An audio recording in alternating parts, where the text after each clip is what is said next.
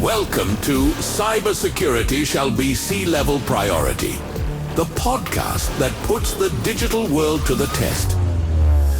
Cyber attacks are on the rise, and data is the most valuable asset in today's world. But how can we protect what matters most to us? Drawing on the latest insights, effective strategies, and practical tools, we'll show you how to create a more secure digital environment. Because one thing is clear: security isn't negotiable. It's a top priority.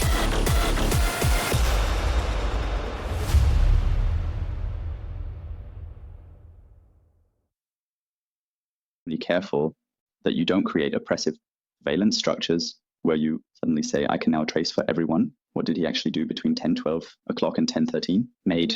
Not having MFA is not a solution. But to say I'm implementing MFA and the problem is solved, I don't believe that at all. Maybe I can define roles, after which access is then provided by default. What we keep seeing there is that over time, the organization will have more roles when they have identities. Hello, and welcome to a new episode of Security Chef, the podcast. In the new year, the first episode right away features a special guest. And for everyone who doesn't know you yet, no, just kidding. Even in the new year, there's a new greeting. So I'm happy to have you, Tobias, on the call today. And tell us, Tobias, who are you? Yes, I'd love to. So I'm Tobias Lieberum, one of the founders of CyberDesk. CyberDesk is a Munich-based cybersecurity startup that aims to make it easier to track who can and should actually access which data from our own experience, but also from the statistics that right now it's an incredible challenge to really track on a data level, which identities can actually do what in my instance. I have the really, really great ones, IAM tools. They give me tables with my users, my groups, my roles, but somewhere in the table, it just stops. And on the flip side, I have the data security tools that might give me nice lists of my sensitive data, but it just stops there. And what we've experienced time and again is that it's incredibly difficult to track. How do I bring these two silos, these security silos together? And who can actually do what in my organization? And that can definitely be a huge problem. If I just take the statistics and, for example, listen to Microsoft, more than 95% of access permissions are not used at all. And at the same time, 80% of all successful cyber attacks from one identity in one way or another, then I have an incredibly toxic combination, where on one hand, the identities, whether they are human or non-human identities, we need to talk about that, what differences we actually see there. If you consider identities as the weakest link in the chain, and at the same time, the identities are overprivileged. And then in the end, I just need to have a single identity that gets compromised for whatever reason. And bam, I have a potentially disastrous impact on my organization. And to solve the problem, and that's what we've set out to do. And yes, that's a very, very exciting field. It's really a lot of fun. You already mentioned it, identities. Today we have something really special because you are the first guest with whom we are doing the new format, Deep Dive. Let's do it. So we really don't want to just scratch the surface, but rather dive deep into the topic. And I want to give a spoiler alert now. Please excuse me if I mispronounce one or another word, or rather twist it around, because right now authenticity and authentication and all these other topics with it, I find it really difficult. So please excuse that. But before we start with all the A's, we already began talking about identities. I think we should start our deep dive there. What are entities anyway? I just know usernames, passwords, certificates, tokens. What kinds of identities do you know? I think that's at least historically developed. Those are still the very, very important criteria. But interestingly, the field is becoming more and more colorful. It keeps going, so one can really argue about it quite well, what all belongs in there. I think that's where you can traditionally agree, definitely the human identities. These can be my internal employees. Those can be my external partners, but they can also be my customers. And I somehow already have three interesting groups when it comes to human identities. In addition, I increasingly have all the non-human identities. So classically, there are some service accounts, but also machine identities in the IT sector. Increasingly, of course, when we talk about digitalization, more and more in the IoT and OT areas. So I have a field that is expanding, that is becoming increasingly confusing and at the same time extremely sensitive. I mean, this cliche statement, this new perimeter, the new defense wall in the cloud age, is really the identities. Because if I had put a fence around my server in the past and could ensure it was somewhat secure, no one literally gets over this physical fence, then I was somewhat well positioned. And that doesn't work anymore in the cloud age. And that's why this is a really, really exciting field for the future, where I believe a lot is happening and where you can also shape a lot. When we talk about identities, as you just mentioned, there are human identities and there are machine identities, which I also see quite often, especially in terms of forensics, because that's what interests the attackers. Of course, there are also the privileged identities, things like admin accounts and root access. Do you see a real distinction there to say, okay, you should look at them separately? Because I also often hear this topic, these privileged accounts, that's kind of a story from the past. These days, people talk less about privileged accounts and more about user concepts. How do you see that in your everyday life? Does that still exist? I think you always have to distinguish between buzz and reality, but it is certainly the case that we say we want to focus on using AI right now. For example, using data more and more, empowering more and more people in business functions with data to work. But this naturally leads to an increasing distribution of permissions across the identities. And this very, very classic, I have a privileged access session that I can log into beforehand, where I can say, this is the time window, I can document that. What's happening? Of course, I still have that for regulatory reasons.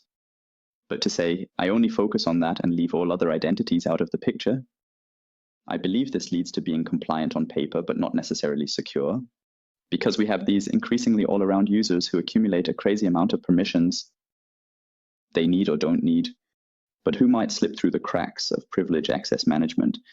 But that's exactly right. Sorry to interrupt you. Where you said this privilege access, most people aren't even aware of it. So that's really the case right now.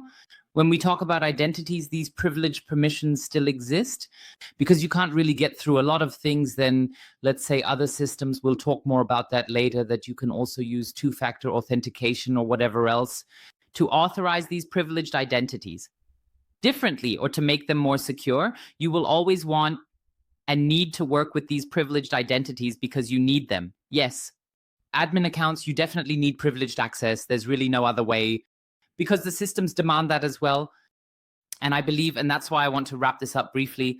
Also, from the statement I made, we will still have to work with privileged identities. I believe, however, that the perspective on these privileged identities is different from what it was 5 years ago. 100%. And I mean, you can also look into privileged identities. We need to take a look, whether we'll have time later. You can also see some really exciting progress there. So, for example, what we're currently working on, what I'm saying is, if I have to document the sessions in the PAM area, why am I actually doing that in an exaggerated way, said with pencil and paper?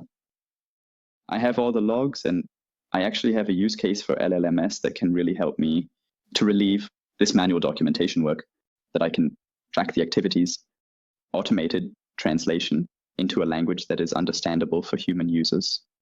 And I believe that beyond the buzz, beyond the hype, there is a very, very interesting use case for LLMs where real value is being created. But now I want to jump back in with the German mentality that I always hear about when it comes to identities. You probably know it too, namely the topic Works Council, monitoring of employees. How is that compliant with it? So if you now say, okay, yes, there are ways to track and monitor that more closely, especially user activities and login behavior and so on, I often see a topic where there's this gap between I have to monitor it to ensure security, but I'm actually not allowed to monitor it because in the end, it's employee monitoring. It's always there. 100%. Interestingly, it's actually a topic that I encounter mainly in the German-speaking area. And I believe it's a very, very important topic because it's obviously extremely sensitive. Technology can always be misused. And of course, this is the solution area where you have to be extremely careful that you don't create oppressive surveillance structures where suddenly you say, I can now track everyone. What did he actually do between 10, 12, 10, 13 o'clock? On the other hand, there are indeed, occasionally there are hard reasons to need this information very urgently and very precisely. For example, if I find out that I'm learning about a breach that in the worst case happened 6 weeks ago, and now I have to trace it back as quickly as possible, which data is affected. So NIST 2 states, for example, that I have to have everything understood within 72 hours, documented and reported. then I don't want to start digging through log faults first. But then I want to be able to trace it back relatively quickly. Man, what was the reality actually? What really happened? And I think that's the charm of it, that when you think about it together and not against each other, there can be an excellent solution. So what works well, for example, is that you say, if there is such a case, and I urgently need to trace it back for an important security reason, what happened? Then it is certainly also in the interest of the Works Council to clarify this information quickly, to avoid penalties, to prevent damage to the company that ultimately creates jobs.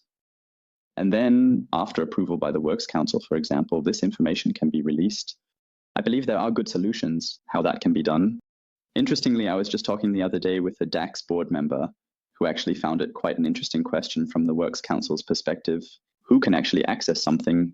Because the Works Council also wants to ensure that it goes in the other direction. Works, and also the Works Council, has visibility. Are sensitive data really only accessible to those who should have it? I believe that communication is the most important topic everywhere in security, just to share information. Why do you need that? And then I've never had a Works Council before who said somehow, no, that's not going to work. It is, of course, in the very own interest of a Works Council to protect the employees. And unfortunately, there are also negative examples of companies that have monitored their employees. And so I believe this is also a story again, usability versus security balance, which also needs to be taken into account. But now we've kind of strayed a bit from the topic. I would like to go back to the basics for a moment. And now comes what I already announced earlier, namely my hated word, authentication and authorization. Let's continue discussing that. Authentication is very clear to me.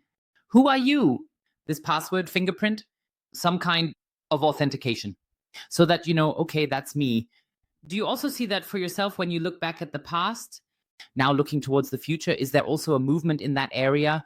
So many people are now also asking me about the topic of passkeys. Are you using that? Do you take that? What do you see in the market?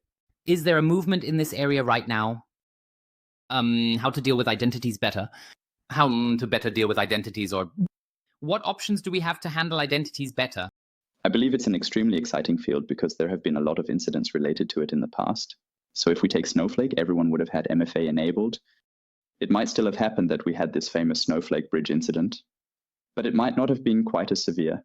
Not as many organizations and not as much data would have been affected. So I keep seeing that when you talk to organizations, they say, hey, we've just implemented MFA. Now everyone is starting to talk about it. They say, hey, we've just implemented MFA. Now everyone is starting to talk about it. Is MFA still the right choice, and am I really safe with it? In our opinion, it's very clear. Having MFA is better than not having MFA. Just saying I'm implementing MFA in whatever form, how secure it is. There are also different levels. I implement it and say that solves the problem. It's a false sense of security. Exactly right. It's really, really exciting to talk about pragmatic solutions. I'm using Google Authenticator. That's the difficulty. The codes will, if you don't turn it off, be proactively synced to the cloud. And there have already been known breaches that occurred because of this, that only a single employee accidentally gave access to his Google workspace to a seemingly legitimate service employee through social engineering. And since those codes were traceable, the authentication through Google Authenticator could be bypassed. So saying I have MFA and I'm safe with it is by no means the solution. I believe that with MFA, and I'm speaking now. From my personal experience, I still have the problem with usability. So I use, for example, and this is not an advertisement, whether it's good or bad, everyone has to take it for themselves. For example, I use Cisco Duo. I once got an account for 3 years ago when I was still working a lot with Cisco at the old company. I once got an account for free, and I have to say it's a really cool story. I can store all my so-called passkeys there, as well as handle the whole multi-factor code generation and so on. The problem is, depending on which attacker you have, sometimes they want Google, sometimes they want Microsoft, sometimes he has some proprietary system that doesn't work at all with Cisco Duo. Sometimes this code works, sometimes it doesn't. Well, I really have to say, go in from a usability perspective. I have the problem that I'm trying as best as I can with every website or application that I have to authenticate with two-factor. It's about every website or every application that I have to authenticate with two-factor. I have to authenticate myself with two-factor, and also not to do two-factor via SMS. You can also share your experiences right away, because I find two-factor SMS, if you really want to get access, it's the easiest because you can just clone it if you already have access to someone. then cloning the number, or they try to get to the data through phishing. It's easier than using an app, right? But my problem in everyday life is actually that there is no standardized approach. One person works with Google, another works with this, and another works with that. And that's a bit difficult. And for me, it also makes it it increases the potential for frustration. To say, yeah, well, why should I even bother with two-factor authentication at all? No, 100%. I just counted in my head how many different authentication solutions I actually have on my phone while you were talking. You have to say, when you think about it, both in the business sector and in the private sector, a lot comes together because it really isn't easy to bundle everything together, to centralize it. The individual solutions, I have also used Duo in the past. I didn't find that bad per se, but it does lead to you having more pop-ups. You have tools that say, give me this access, give me that access, give me this access. And especially when that happens quickly one after the other, I think it's only human that you might accidentally hit yes a bit too often in case of doubt. And maybe by chance you just wanted to give access yourself. I thought it didn't go through, and bam. Second attempt was harmful. And just like that, you've got a problem. So I believe that's the very clear message. Not having MFA is not a solution, but to say I'm implementing MFA and the problem is solved. I don't think that's the case at all. But what's interesting, in my opinion, is to ask what's coming next. And of course, there are different solutions. How can I make my MFA stronger? Whether it's passkeys or other physical methods to prove something I have, something I know, we all know it. Or whether it's about saying these two worlds. Now I have to stutter myself. Authentication and authorization. Are they really going to be two different worlds in the future, or are they going to increasingly blend together? If we don't come to a solution in the ideal world where they are closely intertwined, and I don't just have the MFA authentication as a factor, but many surrounding factors as well when it comes to granting access. What I also see there, especially on the topic of two-factor authentication. For example, there's a very natural need. You might just change your phone, a natural need. For example, you just change your phone. Best example, I just got a new phone contract. I get a new phone. And now I'm actually facing the challenge again. How I stand every time. The good thing about Cisco Duo is that they also have a cloud storage feature, which I don't use, but you always have to keep an eye on it. That the things you have stored on this device are transferred to the new device. The best example is still this. No advertising against it or any bashing against it. But at my wife's savings bank, for example, when she gets a new phone, she always has to go to the savings bank to activate her new phone. I absolutely find this a pain in the ears topic. Why can't you do that somehow via SMS or whatever? And of course, the topic of security at a bank is something completely different than when I sign up for a website XY. I can understand that too. In the end, that's just how it is. You have to go there and it's like this. But I also believe that all these identity topics we've already mentioned, especially the topic of authentication and also authorization, in this regard, we've learned quite a bit about usability in the past. Can we also learn from attacks? What can be done there? And I believe that's the big challenge, always looking, how do you create a better balance in between? For me, my personal opinion is still very much focused on security. It has to be security and only security. But if I go to my wife now and say, set up two-factor authentication for me, for example, email or whatever, then she just gets really annoyed. So she doesn't know that I want to embarrass her with this. She knows that too. We've talked about this quite a bit already because she always says, yeah, well, what advantage do I get from that? And I believe that's also a topic, especially when we come back to the business world with multi-factor. Many companies just roll it out like that and say, we're now implementing multi-factor. And then the employees suddenly face this issue. And I've also learned that personally, in projects, do it really in chunks. Don't do it all at once, but maybe do it by departments. By departments? And does it really take people by the hand or tell them, why are we doing this? So why is this so important? And not like that? Yes. We need security now because it's independent. Also, regarding the topic of two-factor authentication, it's all about security. If you explain it properly and also trust the people with it, then you have greater acceptance than if you just impose it from above. These are all people. And I mean, I think that's interesting from any perspective. That's interesting from the perspective of the employees. But that's interesting from the perspective of IT security experts, because I can now say I have MFA activated everywhere.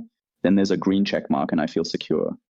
But exactly that question you mentioned, how can I manage the different devices, for example, that could potentially be used for MFA purposes? How can I keep track of them? How can I ensure someone there 30 years and use several MFA tools? How can I ensure the right MFA devices are used? And having used several MFA tools, how can I actually ensure that only the right MFA devices are being used? I think there are a lot of exciting areas to explore there, that only the right MFA devices are actually being used. I think there are a lot of exciting areas to explore where technological advancements will improve support for the teams. Let's move on to the second A. I hope I'm pronouncing it correctly again. Namely, the topic of authorization. It's mainly about what you're allowed to do, certain accesses, so to speak. Do I have the permission for them or do I not? I often see it like that too. So employees, they don't always do it. With full awareness, sometimes it's just out of curiosity. Look, folder, click on it. Vacation photos or payslips and so on. So I often see that topic as well. Many companies say, yes, I have to protect myself, that an unauthorized person gains access to it. But I see that too. You have to protect yourself from that. That someone who accidentally accesses it can't access it either. So sure, unauthorized access is one thing, but the other is that someone who suddenly found a way in. And I learned that employees can be very creative. So if there's one thing I've had to learn repeatedly in the company, in all possible areas, if there's ever a wall somewhere, employees always find some way around it. Creative ways to get around that wall. And that also highlights why this topic is so important. This topic of authorization, where you really have to take a look, okay, how do I manage to do that, to set it up cleanly? And above all, how do I make that transparent? 100%. A very, very interesting field. There are statistics that about a third of all successful breaches come from insiders in some form. And it can really just be human curiosity. In case of doubt, it could also be well-meaning curiosity, where I think, hey, this could be a data set that is relevant to me to solve a certain problem. That's relevant to me to solve a certain problem. And I just take a look at it and bam, I might have seen something like that. Whatever, in the simplest case, just in quotes, just for compliance reasons, a problem is, or in the worst case, it actually is a security problem. And getting a handle on that, I believe it's anything but trivial, because right now, when we think about Copilot, it only gets worse, which is what we have tried to do in the past. That is to say, this person who is just clicking around out of boredom and looking here and there, if I make the titles of my data, my files, sufficiently vague so that it's not clear at all that this is, for example, compensation or something like that, then the effort to click through all the permissions and accidentally find something that isn't meant for me becomes very, very high. But if I now use a Copilot who has all those permissions and I ask the Copilot, what does my boss earn? Then the Copilot could, in the worst case, give me that answer pretty quickly. What wasn't meant for me was very, very high. But if I now use a Copilot who has all those permissions and I ask the Copilot, what does my boss earn? Then the Copilot could, in the worst case, give me that answer pretty quickly. So I believe this topic will become even more complicated, even more difficult in the future. I think that's also a bit of the fear that many have about AI. I mean, we are ourselves also Microsoft partners, and they do a lot with Copilot. And I keep hearing from companies that it's a bit like, yeah, either they find it really fancy to work with Copilot, or they say, no, let's not do that because we don't really know what's behind it. And that's really super important. As you already said, just pay attention to the permissions. You can easily bypass that issue. No, in the end, it doesn't really matter. Such models can then also access things where the regular employee might not have access to it. But what I also see there, of course, it's the development that has also emerged in that area. If we assume that you also get other types, how you can be authorized, no. For example, now also about sessions and token IDs, right? And I believe that it's also important to understand or to know how to deal with it. Which method do I use for my authorization? Do you see that as a very important part? Extremely, extremely. And there we can also see a certain development when you say, at the beginning, I somehow had the choice to be very, very liberal and say everyone gets exaggeratedly access to everything. Or I can say there's always a manual approval process for everything. Neither of those is good. One thing is if everyone is allowed to do everything, I have maximum freedom, but also maximum uncertainty. If I say I have to request approval for everything, I find myself in a situation where I am completely paralyzed as an organization.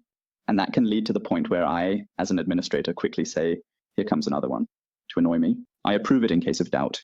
It should be fine. Or I, as a user, am interested in something and might not go through the official channel, but rather can just be my buddy from the neighboring department, whether he can unlock something for me. I think that's absolutely human. It's not inherently morally wrong, but it is, of course, a disaster for either the security or the dynamics of an organization. I just have one more question about that, something I'm still curious about. From your perspective, do you still see the need to know principle as the standard? So for compliance and security reasons, I personally find that very, very desirable. Even if we only take the GDPR, I basically have to be able to explain for every data record, why could someone access it?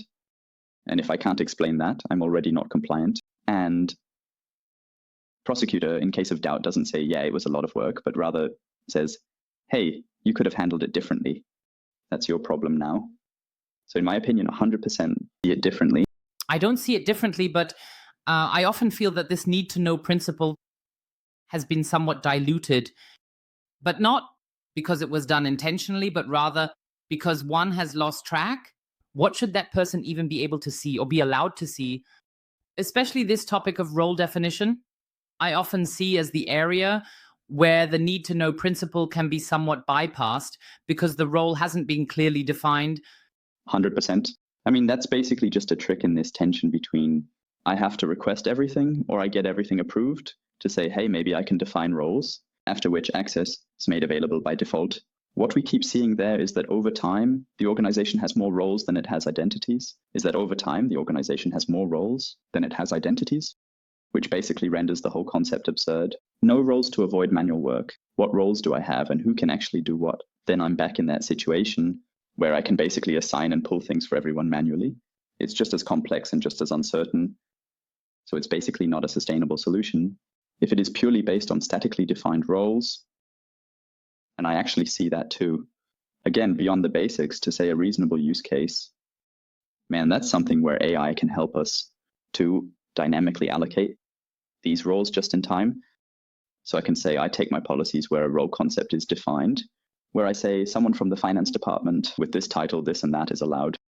I take the history of access and can say that someone accessed it once a week, or someone only accesses it every 12 months, but always right around the performance evaluation and the like. So I can recognize this pattern, which is no longer manageable for humans given the sheer volume of data, but actually processing with a customer is, I can look at similar role profiles and say, someone with the same job title, someone from the same department has the same access rights, yes or no, and bring all these factors together.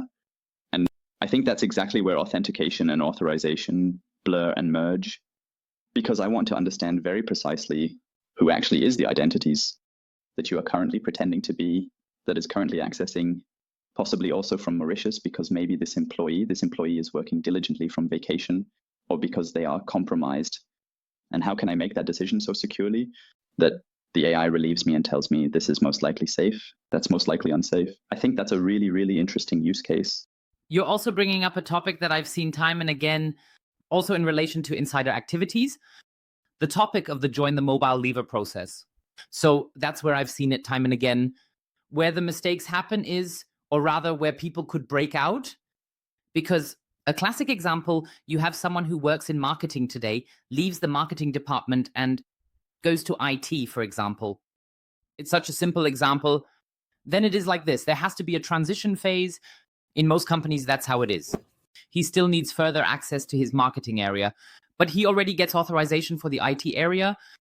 And exactly these overlapping points, either this overlap lasts a very long time or, in quotes, is no longer resolved. I see that quite often too, that he still retains both rights, or that this overlapping phase is simply so long that in the end he retains authorization for a long period. I often see this problem in companies, that this join and move and leave process is not clearly defined. And that's where I can also feel outbursts. 100%. That's why we founded Cyberless back then, because we had that experience ourselves. That's an incredibly tough nut to crack. And it's especially a tough nut to crack because it's incredibly difficult to first gain visibility. Where am I actually having problems? So the trainee or intern who goes through all the departments, it's this famous example where someone suddenly has more permissions than the CEO. And that's mainly because it's incredibly hard to understand which identities does that apply to. By the way, we can talk about that right away, not just for human identities, but this is also very, very important for machine identities that someone set up at some point where 10 years later, no one knows anymore. What did we set them up for? It's not well documented. What do they do? What breaks down? If I turn them off, I'd rather let them keep running in case something goes wrong because I removed them. And those are actually very, very complex points where I can now say, I can just throw a simple access review on it if it's only at the account level. This leads to people saying like, yeah, I still need that account somewhere. That the depth within my Microsoft 365 requires some granular permission changes. I didn't solve that with this. And conversely, we as humans also have the tendency to say, yeah, that's a project I worked on 2 years ago. But that was an interesting analysis back then. Maybe I can recycle that someday. I better keep that. And I believe that the only solution there is to clean things up and create greater security. Really applying a technology to manage the complexity, to get a handle on it.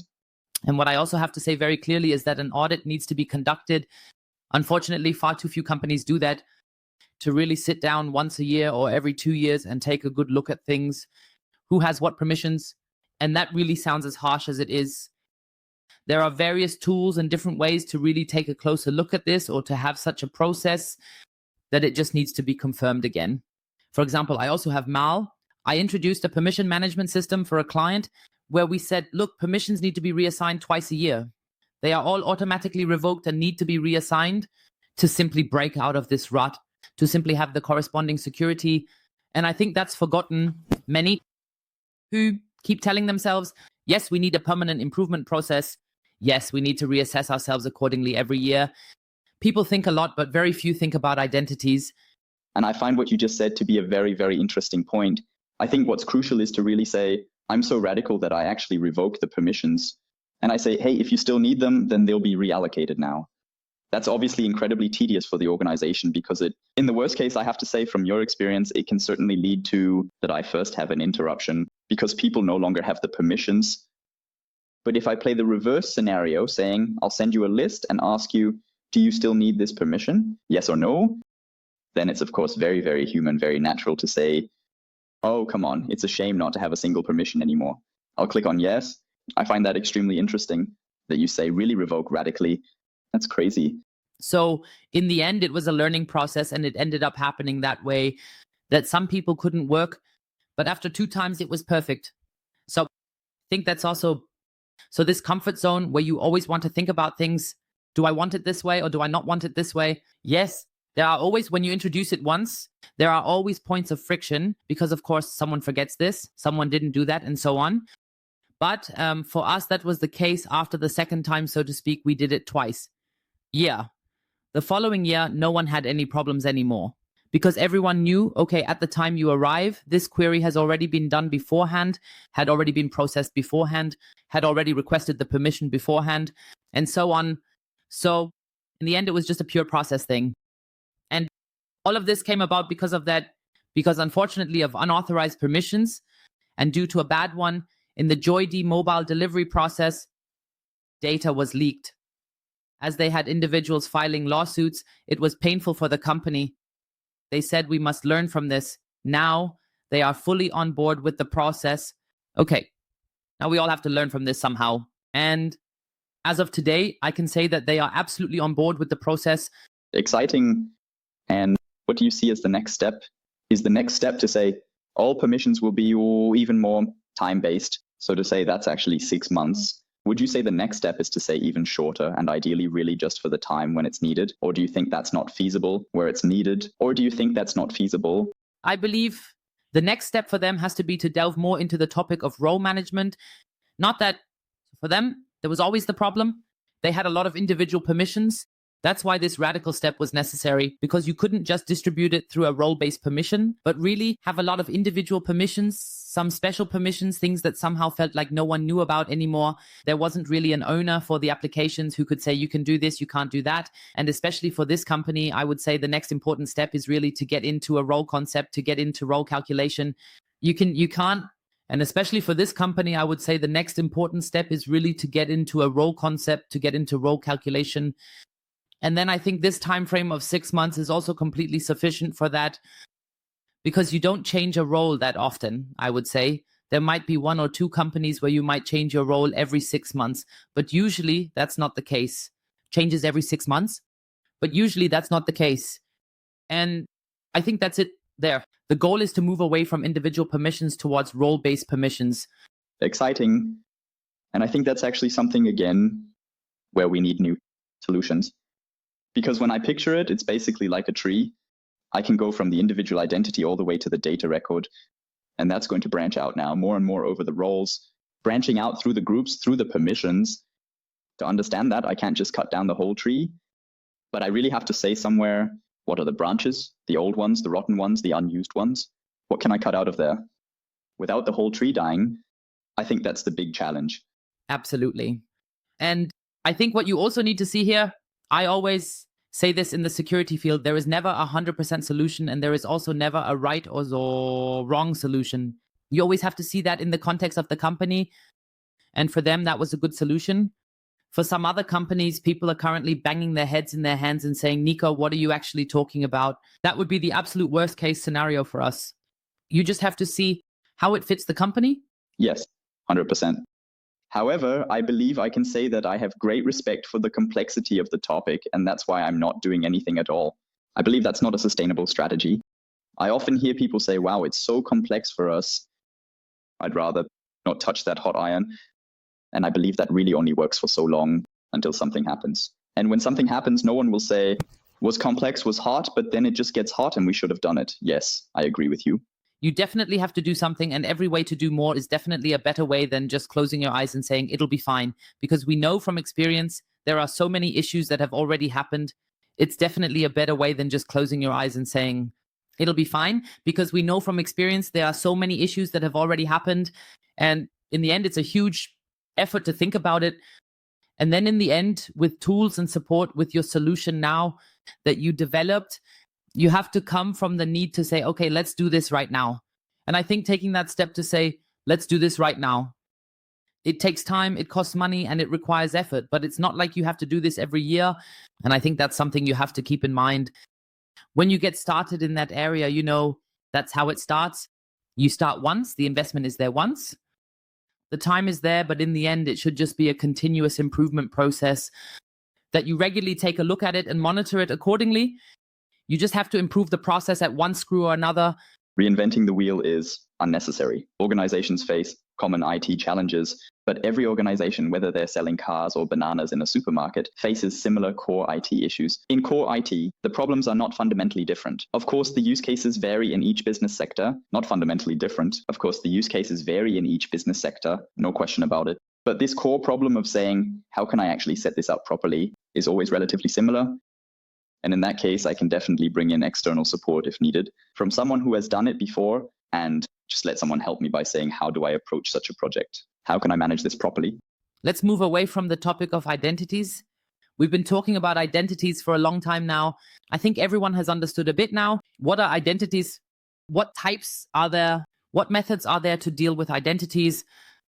Let's take a look at the exciting topic now. Attack vectors and security risks of identities. If we now talk about classic attack vectors or classic attacks on identities, we've already touched on that.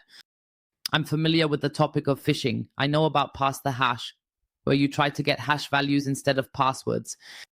I'm familiar with the topic of identity stuffing, which is the automated use of leaked identities. What are some things that you've come across, especially in relation to attack scenarios? How to get access to identities?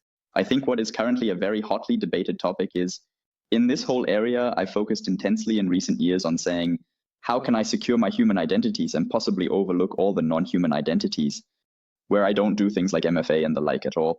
No, I don't. And there are statistics. Some say there are 20 times as many non-human identities as there are human identities. Some say there are 40 times as many, whether that is 20 or 40. It doesn't really matter. The fact is, as we continue to digitize and automate more and more, I will have more and more machine identities in one form or another. These are at least just as sensitive. I will have more and more machine identities in one form or another that are at least just as sensitive, because they can go incredibly deep into my systems and don't have basic hygiene factors like MFA at all. So if I don't fully understand in the first step what I actually have on hand, when are they active? Do I still need them? Do I have any that haven't been active for 5 years, where I don't even know what I still have them for? And if I see any anomalies, then I have an incredibly large attack surface where I think, okay, I've turned on MFA. I'm actually sure and have completely overlooked half of my attack surface because of that. I completely agree with you. I would also like to add to the topic of service accounts and technical users. Technical users were also a topic we included in the survey because that's often a topic I also see in forensic matters that has somehow been exposed because someone saw the technical user and the password in plain text in some program or file, and thus the technical user had administrative privileges or things like service accounts that are then used for services. I still see a big potential for attackers to gain quick access because these accounts are always completely under the radar. And in the worst case, you have situations where the information has been shared, where you haven't documented anything in case of doubt. What human personalities inside and outside my organization know, because they know about all these accounts and may have long since left the organization, but still have access to it. First, create transparency to know my tasks is to create transparency in the first step, that I first clear the table and know what I need to take care of. And then to work through that step by step. And here we see again and again the issue of what exactly are the approval processes. When I set up new technical users, do I allow that for everyone, or shouldn't I have a clear approval process just like the access request I have for human users? Also, for all service accounts, all technical users, and all other non-human identities, we need to establish a very clear approval process so that they can be newly created at all. Do you see a possibility in the future to completely do without these users? That's interesting. I would even say that there will be more and more, in my opinion. So when we have this whole password bingo, like multi-agents and the like, that are supposed to take over routine tasks more and more. Interestingly, there's actually a lot to say in the IT and security field. Standard requests can already be handled quite well with multi-agents. It's all going to come down to that I create highly privileged non-human identities in one way or another that reach deep into my systems. If they are supposed to do something proactively, yes, very much so, have a lot of permissions. And in my opinion, quite the opposite, they will actually increase. What do you think about that? I'm asking this in a provocative way because I recently had an interesting client, also with an audit from an external company that has made it their mission to be an expert in the field of identities. And what I've seen quite often that they showed him in their audit, look, we have this many technical users. The goal now is to get that out. I don't remember the exact number. I think it was 50 or so, to reduce 50 to 10. And I've seen that more often. In fact, in such audits, the goal is to really reduce the number of technical users, whether it has to do with wanting to simplify things so that there are fewer users who ultimately have the same task or the same permissions but have different responsibilities, or whether they really want to eliminate technical users. But I have actually often noticed that there is a declining trend in getting fewer users, how to get more users. That's why I wanted to ask you how you see it.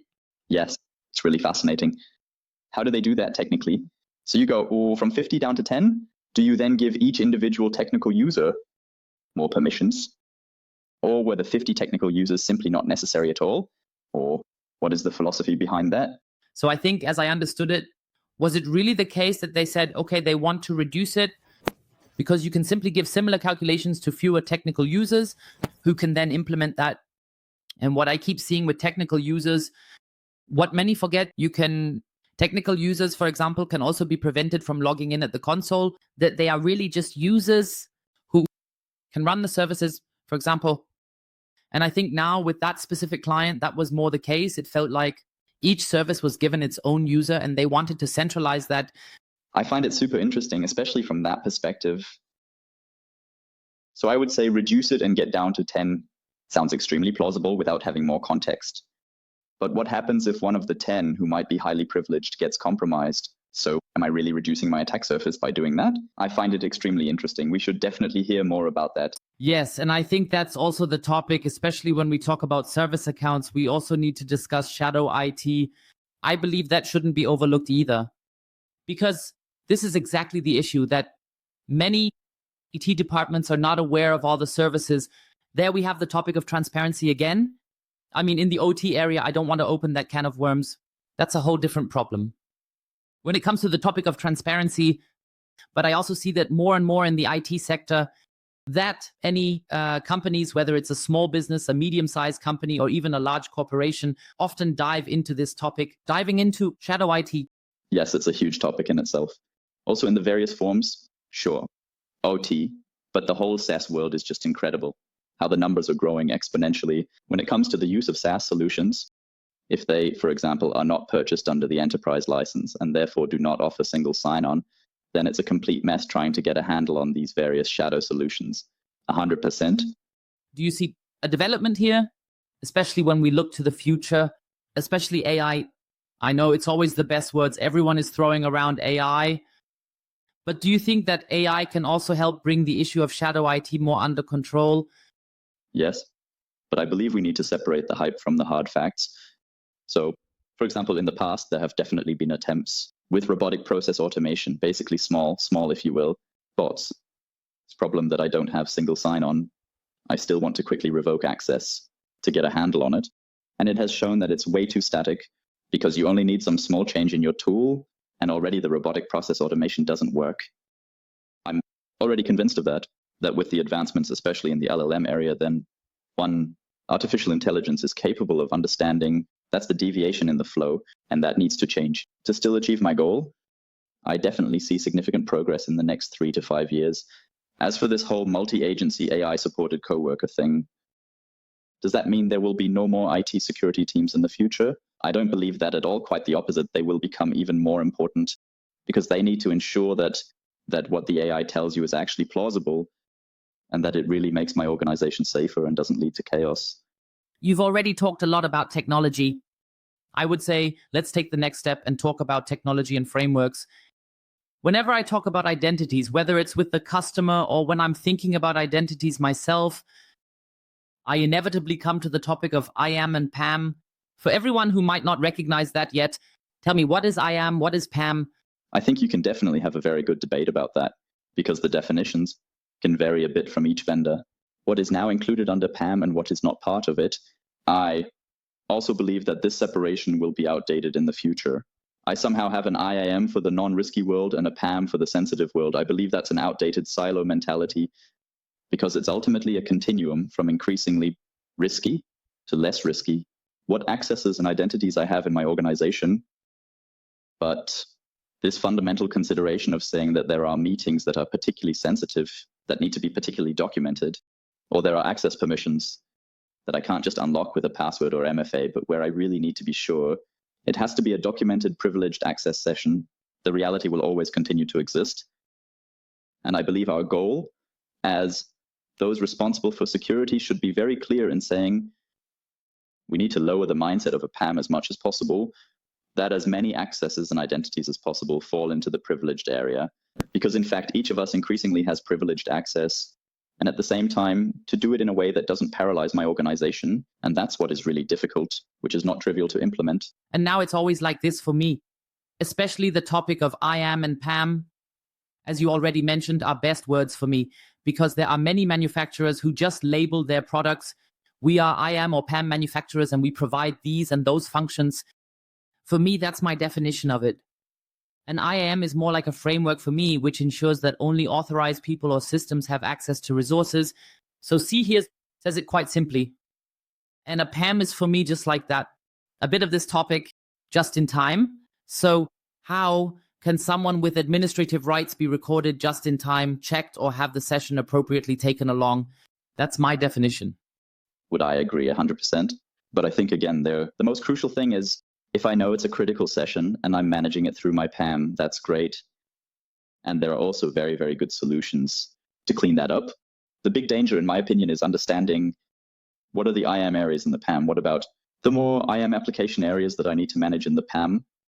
And if I now think about that, for example, when I think about the cloud and see that the permission concepts offered by each of these solution providers are so complex. So in the ABS, I have a few dozen different permissions that are all very granularly controlled. Who is actually allowed to do what? But what does that actually mean, whether it's a deletion right, a create right, or just a read right? I really need to be extremely familiar with that to understand that. And if I don't have visibility, then in case of doubt, I can't say for sure, hey, that would probably have been a pump case. Probably not. Let's move on to the next buzzword that we keep hearing about, zero trust. How does zero trust fit with identities? I mean, we've all been struggling with this for years to make the zero trust reality happen, and somehow it just doesn't seem to be working. And I think the interesting question again is, where is the actual problem? Why isn't it working?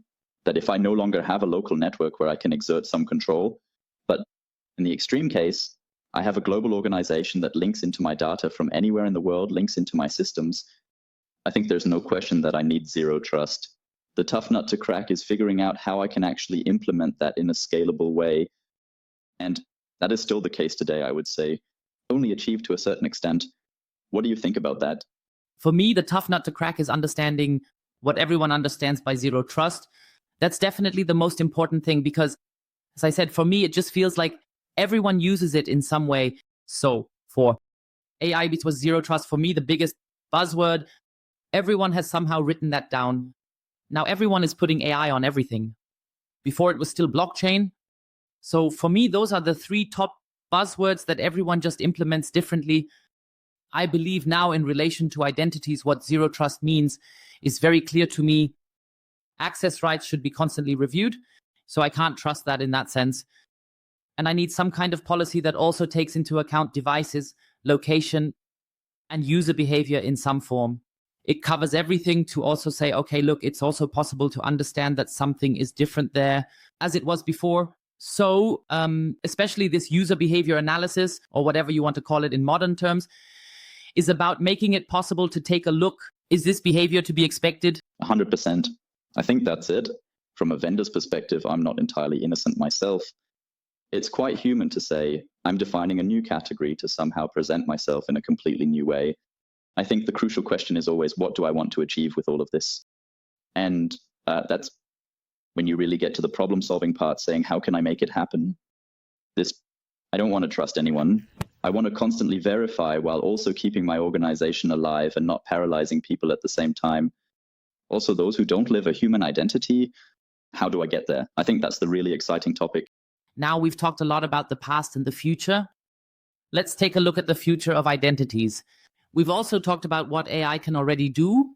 And I think once again here, AI is a great help. Things, especially the huge lists where there are permissions that need to be processed and checked automatically to analyze behavior or to predict risks as well. Where do you see the biggest strength in the area of AI right now, or what do you see AI strongest, especially in the area of identities?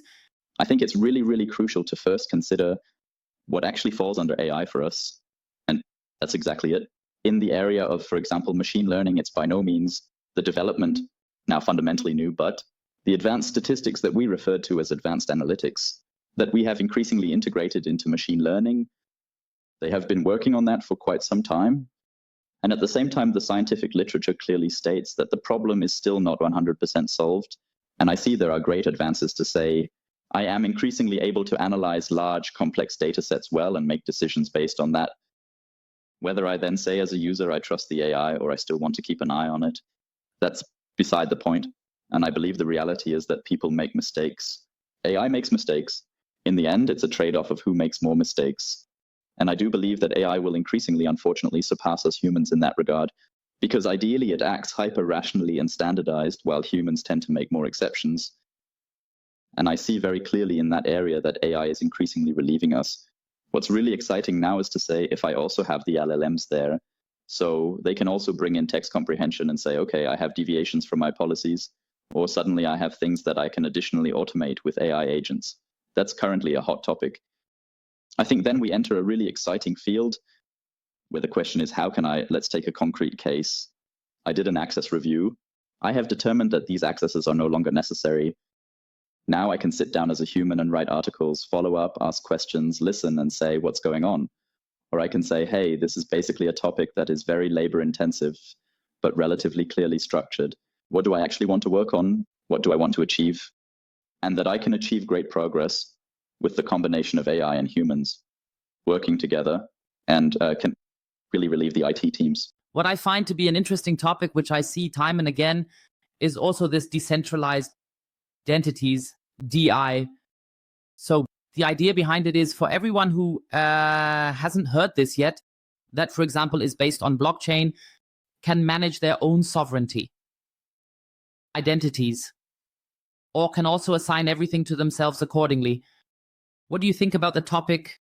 I find that it's difficult because I think if we start at the base, for example, to consider who is allowed to do what first, so this role and permission concept, if we already have a problem there, how is that supposed to work if it should happen automatically? 100%. And I believe the whole topic of sovereign identities, especially when it comes to customers, is a huge topic in itself. You could probably make an entire podcast about it, is a huge topic in itself. You could probably make an entire podcast about that. If we just take a few smaller, lower level problems and ask what is the individual department who knows best in case of doubt, what do I need? What do I not need? Then I can already see that there is a great added value in saying, so delegate the decision about access as close to the use cases as possible, meaning as close to the decision makers as possible. But I also need to achieve the right sensitivity and training that the people in the departments know I really have to take care of it. And if something goes wrong, that's my problem. And I can't say everyone gets everything from me and it will be fine. For me, this also includes the topic of, especially when we look at it. One is self-sovereignty, and the other is also without a central authority. At the end of the day, who decides that as well? So it has to be done in some form, then also through AI, or how this way doing things should be.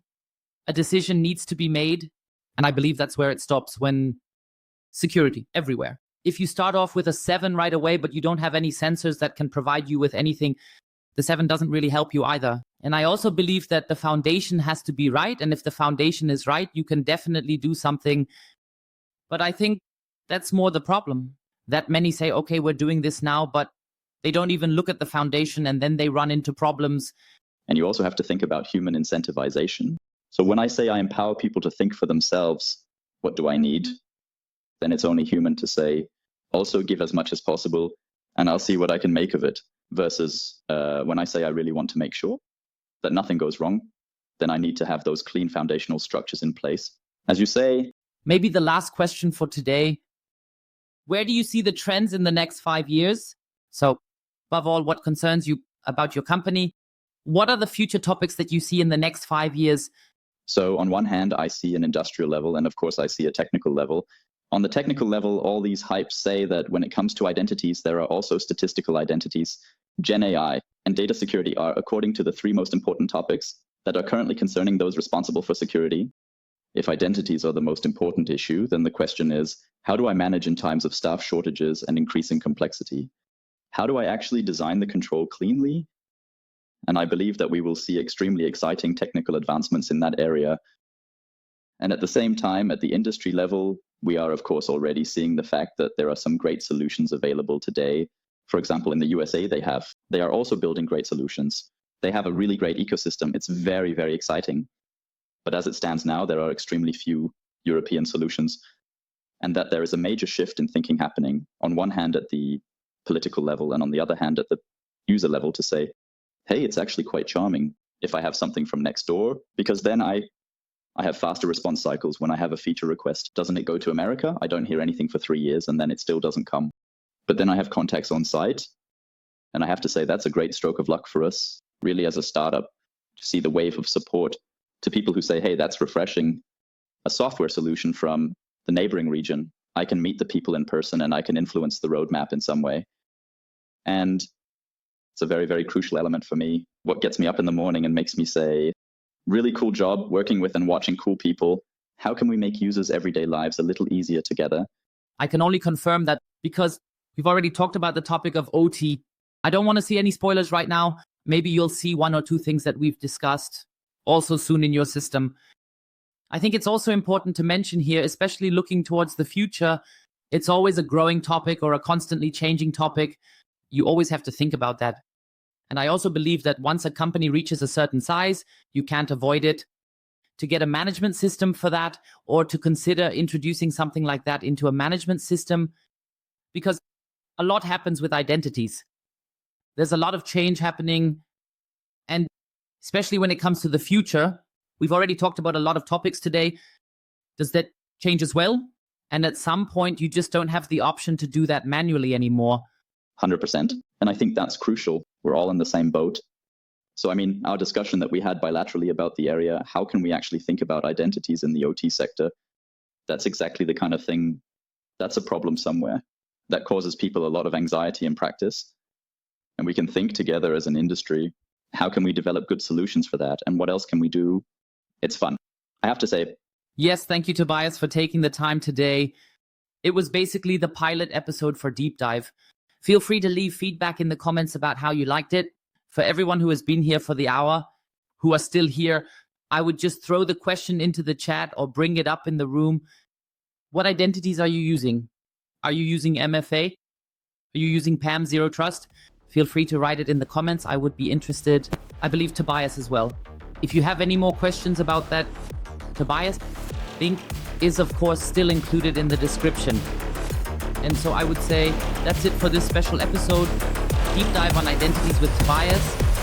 And we'll hear from each other next time. See you later. Thanks a lot, Nico. That was really cool. Great.